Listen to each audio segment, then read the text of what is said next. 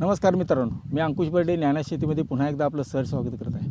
मित्रांनो, आज आपण जाणीवपूर्वक एक कांद्याचा अत्यंत सुंदर प्लॉट पाहण्यासाठी आलेलो आहे आणि या प्लॉटचा व्हिडिओ करण्यासाठी ही माझी तिसरी चक्कर आहे. परंतु हा जो प्लॉट आहे एक सन्माननीय व्यक्तीचा आहे, खूप प्रतिष्ठित मंडळी आहेत आणि त्यासाठी त्यांचा आणि आपला सगळ्याचा वेळ साधायला मला ही तिसरी चक्कर करावी लागली. परंतु मी एक ठरवलं होतं की कांद्याचा व्हिडिओ करेल तर याच शेतात करेल, कारण त्याचं एक वैशिष्ट्यपूर्ण काम आहे जे की आपल्याला पुढं समजेल. मित्रांनो, कांद्याचा जर विचार केला तर कांदा आपल्याकडे वर्षभरात तिन्ही हंगामामध्ये घेतला जातो. महाराष्ट्रामध्ये नाशिक, अहिल्यानगर, पुणे, सातारा, सोलापूर, धुळे या जिल्ह्यामध्ये मोठ्या प्रमाणात लागवड केली जाते. तसा विचार केला तर महाराष्ट्र राज्य हे सगळ्यात जास्त कांदा उत्पादक राज्य आहे आणि नाशिक जिल्हा देशामधील सगळ्यात जास्त कांदा नाशिक जिल्ह्यामध्ये होतो. आता तसा जर विचार केला तर महाराष्ट्रातला नाशिक जिल्हा जो आहे तो जवळपास 27% 35% कांदा उत्पादन करतो देशाच्या आणि राज्याच्या ह्याच्यामध्ये.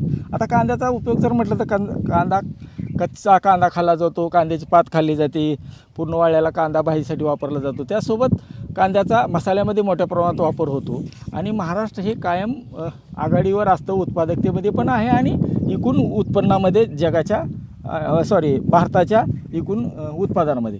तर कांद्यामध्ये जर विचार केला तर आपल्याला वेगवेगळ्या प्रकारचे अन्न घटक जे आपल्याला पोषण करायला मिळतात, त्यामध्ये कांद्यामध्ये ब आणि क जीवनसत्व असते, फॉस्फरस, लोह आणि कार्बोहायड्रेट आणि प्रोटीन असतात. आणि कांद्याचा जो उग्र वास असतो तो कापल्यावर आपल्याला डोळ्यातून जे पाणी येतं ते अलील प्रोफाईल डायसल्फाइडमुळे येतं, जे हवेत मिसळतं कांदा कापल्यामुळं. आणि कांद्याला जो लाल रंग येतो तो अँथ्रोसायनिन म्हणून एक केमिकल असतं त्याच्यामुळे लाल रंग येतो. एकूणच महाराष्ट्र, कर्नाटक, गुजरात आणि आंध्र प्रदेश या राज्यामध्ये कांद्याचं उत्पादन घेतलं जातं. आता तसा विचार केला तर कांद्याची उत्पादकता जर पाहिली आपली तर महाराष्ट्राची उत्पादकता फक्त 17 टन प्रति हेक्टर, म्हणजे 2.5 एकरला 17 टन अशी सरासरी उत्पादकता आहे. आणि जगामध्ये सगळ्यात जास्त उत्पादकता अमेरिके देशाची आहे, जी जवळपास 42 टन प्रति हेक्टरी आहे. आता कांद्याची उत्पादकता वाढवायची असेल तर आज मागच्या 2 वर्षापूर्वी एक वेळेस फक्त मागच्या 5 वर्षाचा जर तसा सरासरी विचार केला तर फक्त 1 वर्ष जवळपास कांद्याला चांगले भाव होते. बाकी कांद्याचे भाव 10, 12, 13 रुपयाच्या वरती वाढलेच नाहीत. आणि मग कांद्याचा उत्पादन खर्च कमी करण्यासाठी आपल्याला काय करता येईल यासाठी आपण आज खास व्हिडिओ करत आहेत. तर आजच्या व्हिडिओसाठी आवर्जून सुभाष अण्णा आपल्यासोबत आहेत, जे की सन्माननीय सभापती शिरूर पंचायत समितीचे होते. तर अण्णा, तुमची थोडी ओळख करून द्या. नमस्कार, मी सुभाष बाबूराव माप, राहणार जातेगाव बुद्रुक, तालुका शिरूर, जिल्हा पुणे. अण्णाचं कुटुंब तसं फार प्रगतशील आहे, खूप मोठी शेती आहे. आणि अण्णाकडं व्हिडिओ करण्याचा उद्देशच होता की ज्यावेळेस मी पहिल्यांदा आलो त्यावेळेस आम्ही बरीच मंडळी, अधिकारी मंडळी आली होतो आणि अण्णा स्वतः दारं धरत होते, याच शेतात दारं धरत होते. म्हणजे एवढा उच्च प्रभू आणि राजकारणामध्ये सुद्धा एवढं मोठं काम असणारा माणूस स्वतः दारं धरतोय, हे मला इतकं मनाला भावलं होतं की त्यामुळं म्हणलं कांद्याचा आपल्याला व्हिडिओ करायचा तर आपण इथंच करायचा. तर अण्णा, आता हे आपलं सगळं क्षेत्र किती आहे कांद्याचं? एकूण क्षेत्र 8 एकर आहे, पैकी कांदा 5 एकर आहे. 5 एकर हा रबीचा कांदा आहे, बरोबर आहे. तुमच्याकडे पावसाळी किंवा उशिराचा पावसाळी, लेट खरीप होतो का कांदा? आम्ही खरीप पण कांदा करतो. हां, लाल कांदा. बरं. हां, आणि रब्बीचा पण करतोय. रबीचा करता जास्त पण खरं तर हे सगळं क्षेत्र ऊसाचं होतं, हां, पण वारंवार ऊस घेतल्यामुळं आणि जमीन हलकी असल्यामुळं ऊस त्याचं ॲव्हरेज ते कमी पडायला लागलं. म्हणून मग तुम्ही त्याच्यामुळं आता आम्ही कांद्याकडे वळलेलो आहे. तसं दुसरी गोष्ट की आमच्या भागामध्ये आता बिबट्यांची संख्या पण खूप वाढलेली. हां, ऊसामुळे ते आणखीन आपल्या घराच्या जवळ यायला लागले. बरोबर. त्याच्यामुळे रिकामं शेत दिसावा हा पण त्याच्या पाठीमागचा दुसरा उद्देश. तसं कांद्याचं तिन्ही हंगामामध्ये लागवड केली जाते. खरीप आणि लेट खरीप हा क्षेत्राच्या 20% 40% असतो आणि रब्बीचा जो कांदा असतो तो 60% क्षेत्रावर लागवड केली जाते. हवामानाचा जर विचार केला तर सुरुवातीच्या वाढीला जसं आपण बोलले तसं थंड हवामान लागतं आणि पक्वतेला चांगलं टेम्परेचर लागतं. सुरुवातीचे 2 महिने थंडी लागते आणि म्हणूनच रब्बी कांद्याचं उत्पादन किंवा उत्पादकता जास्त येते. काय होतं, खरीपमध्ये जो कांदा घेतला जातो त्यावेळेस बऱ्याच वेळा जमिनीतनं पाण्याचा निचरा होत नाही. त्याच्यानंतर ढगाळ वातावरण असतं, सूर्यप्रकाश कमी असतो, त्यामुळे कीड रोगाचाही प्रादुर्भाव जास्त होतो, कधी पाऊस पण ज्यादा होतो. ह्याच्यामुळं खरीप कांद्याचं उत्पादन कमी असतं. आणि खरीप कांदा तसा आपल्याला साठवता येत नाही, तो ताबडतोब विकावा लागतो. लगेच विकावं लागतं. आणि म्हणजे लेट अगदी खरीप जो असतो तो 8 दिवस जरी खरीप कांदा राहिला तर त्याच्यामध्ये मोठ्या प्रमाणात नुकसान होण्याचा धोका असतो. आणि लेट रब्बीचा जो कांदा आहे तो आपण बाजारभाव असला तर लगेच पण विकू शकतो. बरोबर. किंवा 4-2 महिने जरी त्याला आपण वाखरीमध्ये ठेवला तर तो राहू शकतो. बरोबर. म्हणून रब्बी कांदा हा शेतकऱ्यांच्यासाठी फायद्याचा वाटतो. आता रब्बी कांद्यामध्ये हा कुठला वाण आहे? हा आपला पुन्हा फुरसुंगी N241 जो म्हणतात त्याला सगळे शेतकरी पुन्हा फुरसंगी म्हणतात. याच्यासोबत अण्णा अजून 2 व्हरायटी आहेत. जे आपलं राजगुरुनगरला कांदा आणि लसूण संशोधन केंद्र आहे, त्यांनी 2 व्हरायटी चांगल्या रब्बीसाठी काढलेल्या आहेत, भीमा किरण आणि भीमा शक्ती. एकदा तिथून बियाणं आणा, तुम्हाला तसं काय फार अवघड नाही. कारण काय झालं आहे, हा जो वाण आपण आता जी तुम्ही लागवड केला आहे, वर्षानुवर्षे लागवड करून वातावरणात हवामानात बदलामुळं, आणि हे तसं परपरागिरण आहे त्यामुळे याच्यात क्रॉसिंग होतं. आता आपण इथं बियाणं लावलं आहे, अजून कुठंतरी असते, कुणी कुठून बियाणं आणलं, कुणाचं घरचं आहे. याच्यामुळं कांद्याची उत्पादकता वाढवायची असेल तर आपल्याला 3-4 वर्षाला एकदा बियाणं बदलावं लागेल. तर तो एक ह्या 2 व्हरायटीचं जर वाण मिळालं आपल्याला तर बघा. आता मला सांगा, आपण सगळ्यात महत्त्वाच्या विषयावर येऊ, ज्यासाठी मित्रांनो आज आपण हा व्हिडिओ केलेला आहे. तर हा कांदा तुम्ही रोप लावून केला आहे की कसा केलेला आहे? नाही, आपण आता नवीन जी ट्रॅक्टर आलेले आहेत त्याच्यामध्ये ते कांदा पेरला जातो. बरोबर. छोटे ट्रॅक्टर आहेत, 11 त्याला फण असतात. बरोबर. म्हणजे 11 लाईन एका साऱ्यामध्ये तयार होतात. बरोबर. आणि ते साधारण 2-3 इंचावर ते बिपडतं ऑटोमॅटिक. हां. कधी कधी एका जागेवर 2-3 पडतात. हां. पण लागवडीचा जर आपण आज खर्च पाहिला किंवा मजुरांची जर टंचाई पाहिली तर 1 एकर कांदा लागवडीसाठी एकूण खर्च जवळपास 15,000 ते 20,000 जातो. बरोबर. आणि हे 1 एकरला 1,500 पेरणी होती. मित्रांनो, अण्णा जसं म्हणतायत, मजुराची टंचाई, मजुराची कार्यक्षमता घटलेली, उपलब्धता घटलेली आहे. परंतु अण्णा तसा विचार केला तर आता श्रम किंवा कष्ट कुणाला पाहिजे, घाम तर कुणालाच गाळायचा नाही. खरी गोम हिता आहे. परंतु ज्यावेळेस तुम्हाला शेतीमध्ये आजकाल शेतकरी कष्ट शेतीमध्ये जास्त आहे, ऊन वारं पावसात काम करावं लागतं आहे, हे जरी खरं असलं तरीसुद्धा वेगवेगळ्या प्रकारची यंत्र आणि वेगवेगळ्या प्रकारची तणनाशकासारखी औषधं उपलब्ध झाल्यामुळं शेतीचं काम तसंही सुकर झालेलं आहे. मित्रांनो, कुठलीही गोष्ट एखादी शेतीमध्ये तुम्हाला नवीन प्रकारे करायची असेल किंवा एखादं तंत्र आहे, एखादं टेक्निक आहे, जसं पेर कांदा आपण बोलतोय, हे जर तुम्हाला शेतकऱ्यापर्यंत रुजवायचं असेल तर त्याला 1-2-4 क्रायटेरिया असतात. काय पाहिजे की ते सहज उपलब्ध पाहिजे. म्हणजे आता तुम्ही म्हणले यंत्र, तर यंत्र उपलब्ध पाहिजे, त्याशिवाय तर करता येत नाही. पुन्हा त्याच्यावरचा खर्च कमी व्हायला पाहिजे. आता कांदा लावायला तुम्ही म्हणले 12-15 हजार रुपये लागतात, हा माझा 1,500-2,000 खर्च होतो.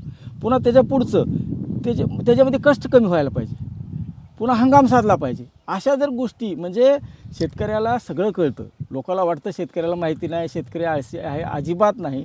तुम्ही एखादं तंत्र जर त्याला शेतकऱ्याला असं उपलब्ध करून देऊ ज्याच्यात कष्ट कमी आहे, ते सहज उपलब्ध होतं, ज्याच्यामुळे उत्पादनात चांगला फरक पडतो, वाढ होती, आणि त्याचा ताण कमी होत असेल शेतीवरचा, शेतकऱ्याच्या डोक्यावरचा मानसिक त्रास, छळ जर कमी व्हायचा असेल तर 100% शेतकरी त्याचा उपयोग करतो. आता असं आहे की अलीकडच्या काळामध्ये जी पारंपरिक शेती होती त्याच्यापासून मग प्रत्येक शेतकरी हा आधुनिकतेकडे वळलेला आहे. बरोबर. हां. आणि तुम्ही म्हटलं तसं यंत्रसामुग्रीचं सगळ्याच क्षेत्रामध्ये मोठ्या प्रमाणामध्ये त्याचा वापर व्हायला लागला आहे. त्यामुळे आता असं कुठलंच पीक नाही की ते काढणीची, ते तयार करण्याचा अडचणीचा विषय राहिलेला नाही. उदाहरणार्थ शेजारी गहू आहे, गव्हाची मशीन आलेली, हार्वेस्टर आलेला आहे, तणनाशक आहे, कापून करायचो, बांधावं लागायचं त्याला. आता ते पण आपल्याला 1 तासाभरात पाहिजे तेवढा गहू करून होतो. बरोबर. आता फक्त कांदा काढणीचं मशीन आपल्याकडे अजून आलं नाही, पण लागवडीचा जो त्रास आहे ना तो प्रचंड मोठा असतो. कारण पाण्यामध्ये सगळा रोप लावायचं म्हणलं तर आता तितकं श्रम करणाऱ्या जुन्या काळातल्या महिला होत्या, त्या आता नवीन मुली ते करणार पण नाहीत. म्हणजे भविष्यात तुम्हाला कांदा पेरणीकडं मशीनशिवाय वळण्याशिवाय पर्याय राहिला नाही. बरोबर. बरं, कांद्याची पेरणी का करावी? जसं तुम्ही म्हणलं खर्च वाचतो, मजूर मिळत नाहीत, मग ह्याचा खर्च वाचतोय. पहिली उत्पादन खर्च कमी होतो, मजूर टंचाई आहे तर आपल्याला मजूरची गरजच लागत नाही इथं, आणि वेळेवर लागवड करता येते. बऱ्याच वेळा रोप तयार असते पण मजुराचे ह्याचं झाल्यावर तुमच्याकडे येते, त्याचं झाल्यावर तुमच्याकडे, मग हंगाम सुद्धा वाया जातो किंवा नाही, उशिरा होतो. बऱ्याच वेळेला काय होतं, रोप जर तयार करायची म्हटलं ना, हं, तर त्या काळात रोप आपण तयार करतो त्या काळात पावसाळ्याचा काळ असतो. हं, परिणामी ज्याला आपण दव धुही म्हणतो बरोबर. तो येऊन रोप खराब होण्याचा धोका जास्त असतो. हं, हं, हं, म्हणजे जसं की आता 1 एकराला इथं 1.5 किलो बी आपण वापरलेलं आहे. बरोबर. हां. पण तुम्हाला जर कांदा रोप तयार करून लावायचं म्हणलं हं, तर 2.5 ते 3 किलो बी पाहिजे. हं. म्हणजे बरोबर. बियाण्यात 3 किलो, पूर्वी तर 4 किलो वापरायचे हा लोकं. म्हणजे पाहिली म्हणायचं जुन्या पहिले काळात. म्हणायचे. पण 3 किलोच्या आत तर लावून जर काढायचं म्हणलं तर ते होणार नाही, कारण त्यात रोप वाया जातो बऱ्याच प्रमाणात. दुसरी गोष्ट, मजुरांची टंचाई मी बोललो तसं आहेच. हं, पण काही लोकांचा असा समज आहे की बाबा जर आपण कांद्याची पेरणी केली हं. तर त्याच्यामध्ये उत्पन्न घटेल. हां, मला तेच म्हणायचं मी होतं. स्वतः- कांदा मी स्वतः गैरसमज जो काय अनुभव आहे? घेतला. हां, सांगा.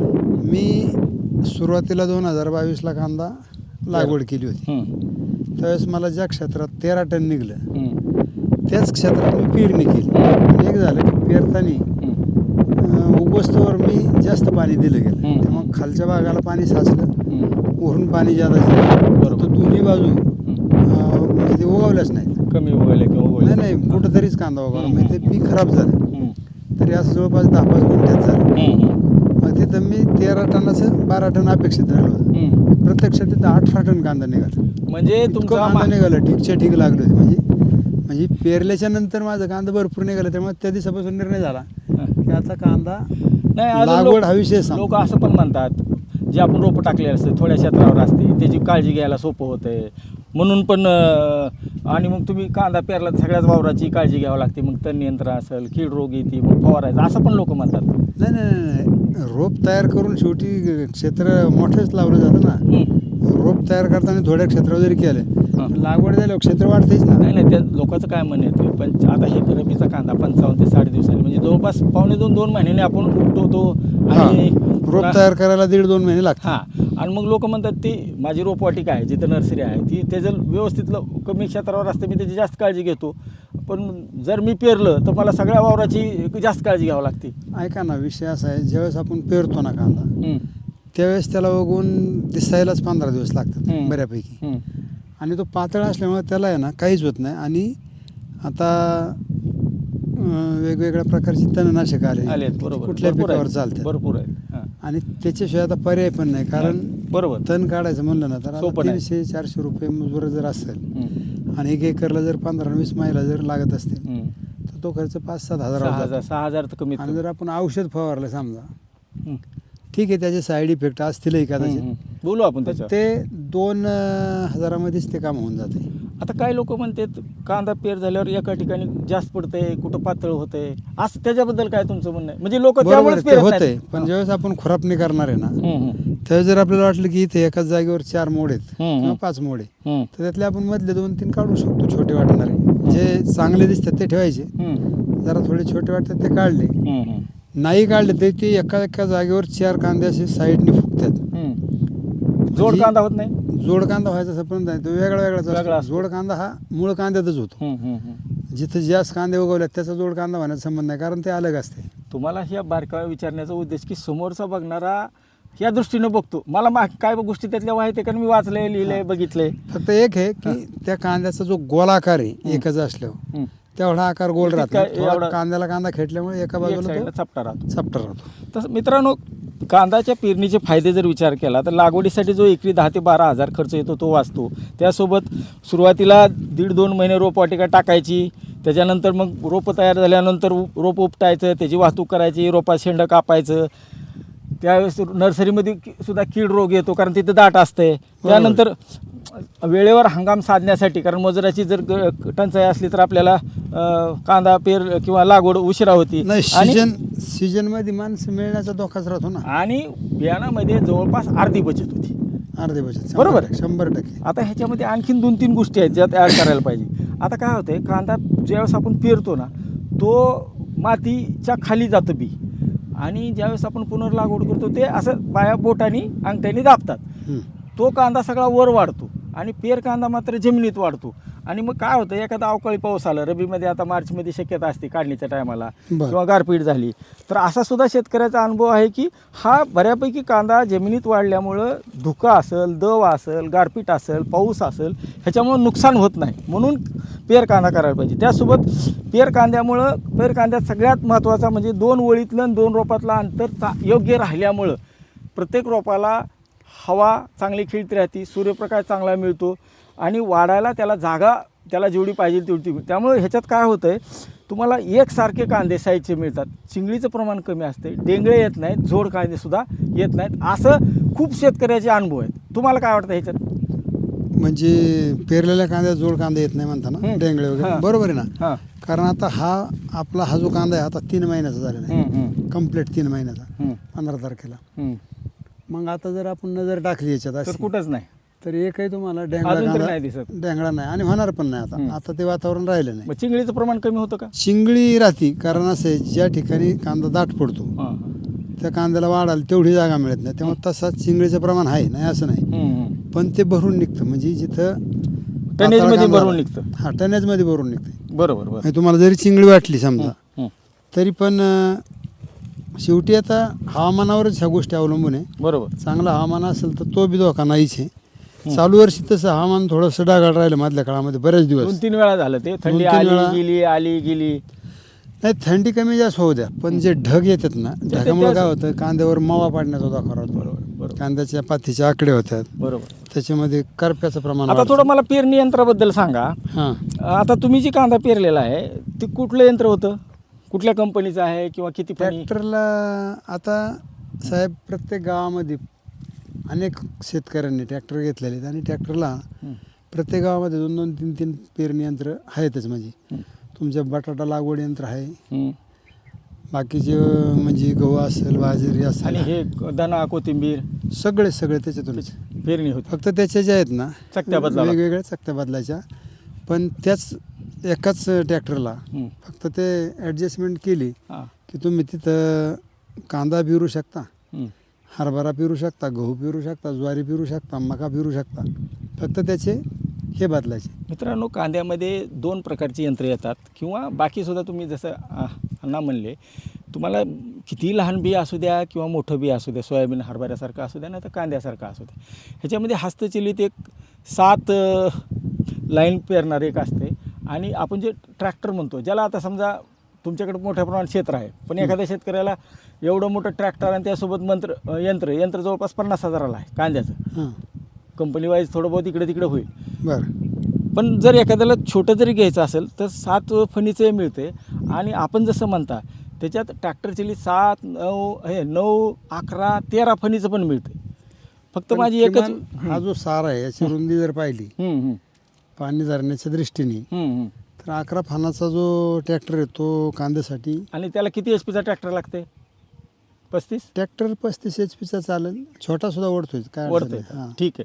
आणि जर समजा फण वाढवायचे कोबोटा असेल, ट्रॅक्टर जो आहे ना, कोबोटा, तो सुद्धा. कारण ह्याची कसं आहे, पेरणी म्हणजे सगळी मशागत झालेली असते, झालेले असते, त्याला काही चांगलं तितका रान लोड असतं. राहत नाही, लोड राहत नाही, फक्त त्यामुळे चारा वळायला काय- पाडला पाहिजे एवढाच विषय असतो. बरोबर. त्याला म्हणजे तितकी ताकद द्यायचं काही कारण नाही बाकी. बरोबर. तर आणि बियाचं प्रमाण किती होतं तिकडे? 3 किलो लागते. तुम्ही किती पेरले? 1.5 किलो एकरी, जास्त होते 1.5 किलो सुद्धा, पण कडमेऱ्याने ते डबल फिरतं आडव्या तिड्यात असाल त्याच्यामुळे. पण 1.5 एकर आहे ना, हे त्याचं योग्य प्रमाण आहे. 1.5 किलो. आता मला सांगा, पेरताना काय काळजी घ्यायला पाहिजे? किंवा आता तुम्ही रोप करून लागवड करणं आणि ही पेर कांद्यामध्ये काय काय बदल अपेक्षित आहे? कधी पेरायला पाहिजे, कधी लावायला पेरणं पाहिजे? म्हणजे असं आहे साहेब, त्या मशीनमध्ये एकदा आपण बी टाकलं, तुम्हाला जर 1.5 किलो बी पेरायचं असेल तर त्याला 2 किलो बी टाकले पाहिजे किंवा 2.5 किलो टाकले पाहिजे. हां. म्हणजे ते शेवटच्या तासापर्यंत त्याला ते बी उचलायला उचलायला सापडायला जागा आहे. मशीनला. बरोबर. त्याच्यात काही बी शिल्लक राहतात, एवढीच अडचण आहे. दुसरी गोष्ट, आपल्याला तिथं काहीच करायचं नाही. जो ट्रॅक्टर चालवणार आहे त्याचं ते कसं आहे, किंवा ह्या क्षेत्रामध्ये आपल्याला किती बी टाकायचे, तर त्या पाकळ्यांची ॲडजस्टमेंट कशी करायची, करतो तो किती अंतरावर पाहिजे तो ॲडजस्टमेंट त्याचं करण्याचं म्हणजे ट्रॅक्टरवाल्याचा विषय. तो 3 ते शेतकरी काय करणार, बी देणार, टाकून देणार, कुठेतरी कडेला उभा राहणार. त्यांनी सारा किती चांगला काढायचा आणि त्याचं प्रमाण किती सोडायचं ते त्याच्या हातात आहे. आणि ते जर त्यांनी योग्य केलं तर अजिबातच म्हणजे अडचण नाही असं मला वाटतं. त्याच्यामध्ये अशा गोष्टी आहेत 2-3 गोष्टी जी की सांगितलं त्याच्यात मी ॲड करतो. ज्यावेळेस आपल्याला पेर कांदा करायचा आहे त्यावेळेस तुम्ही जी पुनर्लागवड करत असता म्हणजे ज्यावेळेस तुम्ही वावरात पाणी देऊन रोपं लावणार आहे त्याचे एक 25 ते 30 दिवस अगोदर पेरावं जो की ज्याच्यामुळं हंगाम साधला जाईल. आणि पाणी जे देण्याच्या बाबतीत ह्याला काय करता थोडं सांगा तुम्ही. साहेब कसं आहे, तुम्ही पेरणीचं म्हणलं ना तर आता आपल्याला समजा कांदा जर दिवाळीत लावायचा असेल म्हणजे नोव्हेंबरच्या पहिल्या आठवड्यामध्ये, बरोबर, चांगला कांदा येण्यासाठी नोव्हेंबरचा पहिला आठवडा हा सगळ्यात योग्य काळ आहे कांद्यासाठी. बरोबर. तर आपण 15 दिवस जरी आधी पेरलं कांदा म्हणजे आपण सप्टेंबर 15ला जरी पेरलं किंवा बरं नोव्हेंबर 1ला जरी पेरणी केली तरी कांदा खूप चांगले येतात असा माझा अनुभव आहे. कारण हे कांदा 15 नोव्हेंबरला पेरलेले आहेत. बरोबर. नोव्हेंबर ते डिसेंबर, जानेवारी आणि फेब्रुवारी 3 महिन्याचं कांदा होऊन झाले गेले. आणि त्या मानाने चांगली वाढ झालेली. थोडंसं जसं आपण म्हणलो तसं थोडं वातावरण खराब होतं यावर्षी, त्यामुळे असे पांढरे स्पॉट आहेत पण कांदा तो होणार आहे. आता लागवडीचा कांदा आणि पेर कांद्यामध्ये जे सुरुवातीचं यश घ्यायचं आहे तर त्याला पाण्याचं काय ताण द्यायचा आग द्यायचा हे बरोबर सांगायचं आहे. हे आता सगळ्यात महत्त्वाचा जर मुद्दा आहे. तुम्हाला कांदा जर सगळीकडे सारखा उगवायचा असेल तर सुरुवातीला 1 महिना पाणी हे एकदम कमी पाहिजे. 1 महिना म्हणजे अगदी 15 दिवसांनी जरी पाणी दिलं तरी काही अडचण नाही. कांदा हे तसं मुळाला कमी पाण्याचं पीक आहे. सुरुवातीला कमी पाणी आणि शेवटच्या महिन्यामध्ये हे जास्त पाणी. बरं. त्याच्यामध्ये मित्रांनो असं आहे की जे मी ऐकलं वाचलं कांदा पेरणी केली वापशार केली तर एक आंबवणीचं चिमवणीचं पाणी द्यायचं आणि जवळपास 15-3 आठवडे तुमचं रानाची परिस्थिती लय भारी रान असेल तर महिनाभर त्या रानाला ताण द्यायचा. आणि तो कशासाठी असं शेतकऱ्याचे अनुभव आहेत. कारण ह्याच्यावर आपण जे बोलतो हे सगळं विद्यापीठाचं ह्याच्याबद्दल काय फार विशेष काम नाही. हे शेतकऱ्याच्या अनुभवातनं शेतकऱ्याने प्रयोग केले त्याच्यावरच आहे. बरोबर. तर ते जो आंबवणी चिंबवणीची म्हणजे पहिली 3 पाने झाली की त्यानंतर त्याला 3 आठवड्यापर्यंत ताण द्यायचा. त्याची पात थोडी सुकू द्यायची, रानाला थोड्या भेगा पडू द्यायच्या, रान वाळू द्यायचं. ह्याच्यामुळे होतं काय असं शेतकरी म्हणतात की जसं आपण रोप उपटून पुन्हा आणून लावतो जो ताण बसतो झटका बसतो तसा झटका त्याला वावरातच बसतो पेरलेल्या कांद्याला. आणि त्याच्यानंतर पाणी दिलं की एकदम कांदा जोरात वाढतो. बरोबर आहे. मग साहेब तो कांदा पेरलेला असो किंवा लावलेला असो, ज्यावेळेस त्याला ताण येईल ना त्या ताणाच्या नंतर तो जो पाणी दिल्यावर ग्रीप घेतो ना ती ग्रीप महत्त्वाची असते. आणि दुसरी गोष्ट जर तांबट रान असेल तर तिथं पाणी हे 10 दिवसांनी दिलं पाहिजे. काळं रान असेल तर 15 दिवसांनी दिलं पाहिजे. रानावरती अवलंबून आहे आणि आपली ही सगळी रानं हलकी आहेत म्हणजे निसर्गाची रानं आहेत. बरोबर. त्याच्यामुळं इथं काय अडचण मला वाटत नाही. म्हणजे पाणी आम्ही कमीच दिलेलं आहे सुरुवातीला. पण आता इथून पुढचा जो महिना शेवटचा 4था महिना अजून 1 महिनाभर याला पाणी द्यायचे. 1 महिन्यात आपण जरा जास्त पाणी दिलं तर आता उष्णतेचा काळ वाढलेला आहे. बरोबर. सूर्याचं आता उत्तरायण चालू झाल्यामुळं सूर्याचा कालावधी मोठा झाला, ऊन वाढलं आणि सूर्यप्रकाश जेवढा मिळेल तेवढं ते कांदा तयार होतील. अजून 1 महिनाभर लागेल पाणी द्यायला आणि मग त्यानंतर किती दिवस ताण देता शेवटी 15 दिवस लागतील त्याच्या पुढे काढायला. हलकं रान आहे. म्हणजे मित्रांनो 1.5 महिना अजून काढण्याला याला बाकी. आता झाले 3 महिन्याचे म्हणजे पेरलेला कांदा सुद्धा 4.5 महिन्यात निघेल. मला तेच विचारायचं होतं किती दिवस लागतात आणि त्याच्यात आणि ह्याच्यात किती फरक वाटतो. फरक म्हणजे त्याचं जर रोप तयार करायचं म्हणलं तर तो 1.5 महिना आणि लावल्यानंतर त्याला 4 महिने लागतात. म्हणजे त्याला झाले 5.5 महिने आणि ह्याला 4.5 महिने देणार. बरोबर. म्हणजे आपला वेळ सुद्धा वाचतो. 1 महिन्याचा वेळ वाचतो. म्हणजे रान तयार करायला कारण काढायला रोप ज्यावेळेस आपण करतो त्यावेळेस ते दाट असतात तितक्या वेगाने ते वाढत नाही. आणि हा कांदा पेरतो त्यावेळेस ते पातळ असतं. एकदा रोप उगवून निघालं की ते लगेच त्याच्या पद्धतीने वाढायला सुरुवात होते. म्हणजे रोप असं जर आपण एकत्रित केलं तर ते रोप जर 1 महिन्यात त्याची वाढ झाली तर ही तेवढी वाढ 15 दिवसातच होणार. बर. कारण हे सुट्टा असतं ना आणि त्याचं डायरेक्ट बी तिथं पडलंय डायरेक्ट मुळी खोल जाती. अडचणच नाही. आता या व्हिडिओमध्ये आपण जाणीवपूर्वक बाकी कुठलाही विषय म्हणजे जमिनीची निवड, हवामान, त्याचं तणनाशक ह्याच्यावर काहीच बोललेलं नाही. फक्त आपला एकच उद्देश आहे की पेर कांदा आणि पेर कांद्याचे फायदे तोटे गैरसमज. बस. आता आपण शेवटी फक्त एक गोष्ट मी म्हणतो की काढायच्या अगोदर पाणी तोडच्या टायमाला तुम्ही काय त्याला फवारणी वगैरे घेता का शेवटची एखादी तर चाळीत साठवायचं बिटवायचं असेल तर. साहेब कसं आहे जर कांदा चाळीत साठवायचा असेल तर फवारण्या आणि औषधं उलट कमी पाहिजे. नैसर्गिक तो आला पाहिजे. बरोबर. आणि कांदा आहे तसं आपण गावरान भाषेत कोडगं पीक आहे म्हणून त्याला. हं. बटाटा वगैरे ह्याला खूप हवामान जर आणि बदललं मेहनत बी तर लागते. लगेच त्याचं नुकसान होतं. हं. तसं कांदा पुन्हा ते कव्हर होतो स्वतःच म्हणजे नैसर्गिक. हं, हं. तरी पण आपण याला ह्या वर्षी जास्त मावा वगैरे झाल्यामुळं एक फवारणी केलेली आहे फक्त. आणि बाकी खतं हं. सुरुवातीला पेरताना कोंबड खत वापरलेलं आहे. हं. तसं तर शेणखत पाहिजे पण सगळे तेवढं उपलब्ध होत नाही. आणि काही रासायनिक खतं बी दिले. एक हात त्याचा दिलेला आहे बरं. त्याच्यामध्ये. आपण आता मला सांगा, शेवटी आपण उत्पादनाचा विचार करून खर्चाचा विचार करू, कारण बाकीचे कांद्यामध्ये बाकीच्या गोष्टी आपण खूप वेळा बोललेलो आहे मी तरी. त्यामुळं आता मला सांगा, हे काढायला 4.5 महिन्याच्या आसपास येते. मग काढता, उपटून घ्यायचा, मग तो वावरात वाळवायचा, थोडा पातीनं झाकून, मग पुन्हा अजून काटायचा. तर आता 4.5 महिन्यात निघल्यावर एकराच्या हिशोबाने तुम्ही 2022 पासून करता हो, कधीपासून? नाही कांदे बरेच दिवस नाही, करत नाही, होतो. पेर मध्ये कांदा. मध्ये ऊस होता ना आपल्याकडे, त्याच्यामुळे मध्ये बंदच होता पूर्ण 8-10 वर्ष. हं. पण आता पेर पेर कांदा कांदा आपण ह्या की 4-5 वर्षातच. 4-5 वर्ष झाले. आता सुरुवातीला थोडं सांगितलं तुम्ही, तरीसुद्धा मला पुन्हा एकदा सांगा, एकराच्या हिशोबाने किती गोणी होती किंवा किती टन होते पेर कांद्याचे? म्हणजे जे आपण लावले होते ना सुरुवातीला, हं. त्याच्यामध्ये जेवढे निघले त्याच्यापेक्षा अजिबात कमी पडलेले नाहीत हं. टनात. हं. हं. फक्त कांदा थोडा बारीक मोठा दिसतो, हं. त्याची निवड जरा जास्त करावं लागते की हं. जिथं कांदा पातळ पडला तिथं तो मोठा होतो, हं. हं. दाट पडला तिथं जरा बारीक राहतो. हं. त्यामुळे तो एकसारखा दिसत नाही, हं. पण त्याची जी टनेजची लेवल आहे ती भरून येते. बरोबर आहे. त्याच्यामुळे संख्या वाढते काही ठिकाणी. त्याच्यामध्ये थोडं मी ॲड करतो अण्णांनी, म्हणलं त्यांचं हे क्षेत्र एकदम हलकं आहे, अक्षरशः म्हणजे मुरमाड जमीन आहे. मुरमाड आहे. निचऱ्याची असल्यामुळे त्यांना उत्पादन होतं आहे, परंतु कांद्याची एकदम हलक्या जमिनीत लागवड केल्यामुळं ते बी एकसारखं पडत नाही.